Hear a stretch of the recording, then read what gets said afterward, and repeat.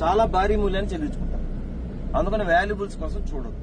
మీరు ఏం చెప్పానో ఇలా కిందకి దిగేసి వెళ్ళిపోండి. తర్వాత అన్ని బాగుంటే వచ్చి మన సామాన్లు మనం తీసుకోవచ్చు. రెండోది, మన మార్కాపురం దగ్గర యాక్సిడెంట్ అని తెలుసు కదా మీ అందరికి. 14 మంది ఎగ్జిస్ట్ దగ్గర 3 ఇరుక్కుపోయి ఉన్నారు.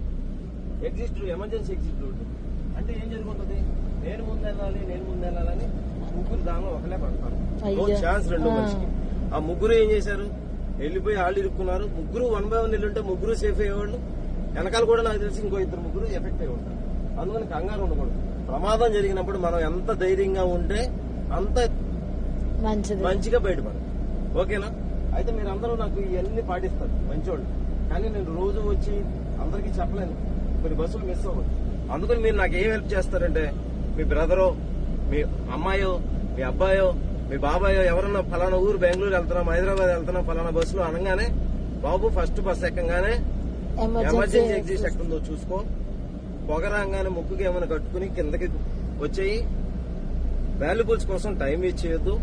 తొక్కిసలాట తోపులాట లేకుండా ధైర్యంగా బయటపడు అని చెప్పాలి.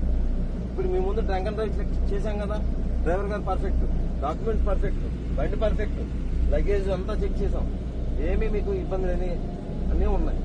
కాబట్టి మీరు చేయాల్సింది ఏంటంటే చక్కగా హ్యాపీగా నిద్రపోయి హ్యాపీగా ఇంటికి చేరాలి. Happy journey.